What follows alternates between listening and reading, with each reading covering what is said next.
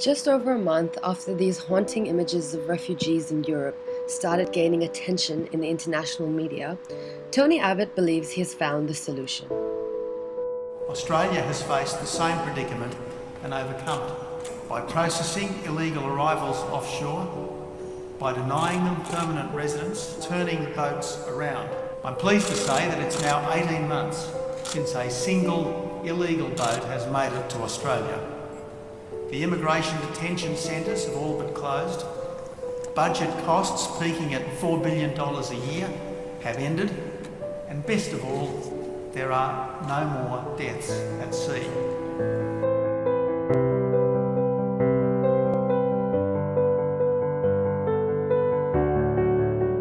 Just over a week after Abbott's speech, the United Nations presented their review of human rights in Australia. Over 100 nations slammed Australia's human rights record, particularly in relation to asylum seekers. But how can this be? If what Abbott's saying is true, then this finding is baffling. There's clearly a discrepancy somewhere. Let's try to unpack his claims against what we know about the situation to figure out what's really going on here.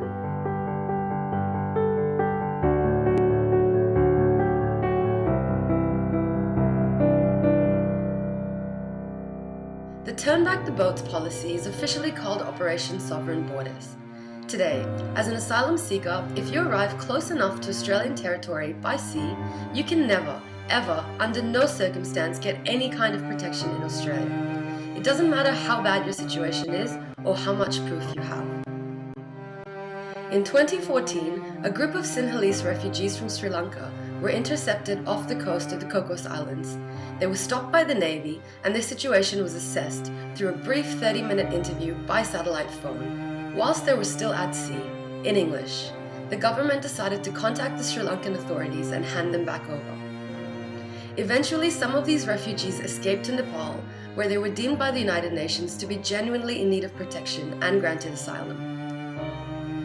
This footage and the following images were taken by two journalists who went on an undercover operation to see what it would be like to be asylum seekers.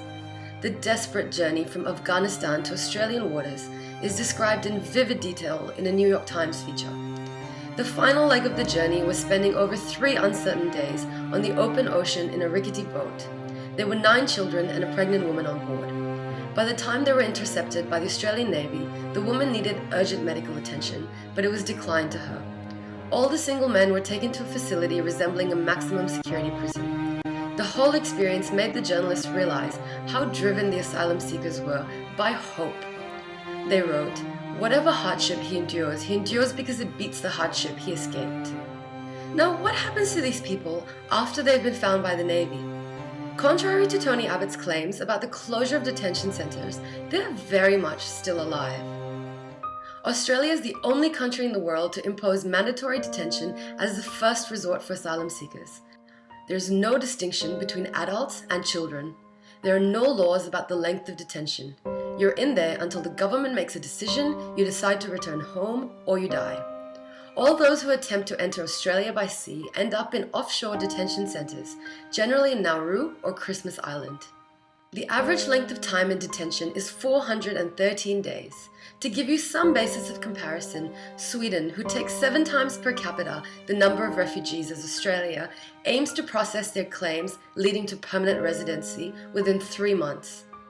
They even apologize for taking such a long time. A very small percentage of those in detention get resettled, and it's never in Australia. At the moment, the government has some agreements in place with Nauru, Papua New Guinea, and now Cambodia to take those who get approved for resettlement. The offshore processing system costs the government over $1 billion each year. That figure is 5 times more than the United Nations Refugee Agency's entire budget for Southeast Asia. It costs $400,000 a year to detain one asylum seeker offshore. That's roughly the same as President Obama's salary. And what are the conditions like within these detention centers? Well, the government doesn't want you to know. The Border Force Act, passed in 2015, makes it a criminal offense for anyone involved in detention centers to reveal any information. The government passed this law after a group of doctors, social workers, and other staff wrote an open letter expressing their concern about the sexual abuse of children in Nauru. There's no other country in the world that holds children in closed and indefinite detention. Australia holds about 800 children. An extensive national inquiry found that these children suffered significantly higher rates of mental and physical illness as a result of being in detention centres. On Christmas Island, children were denied education for well over a year.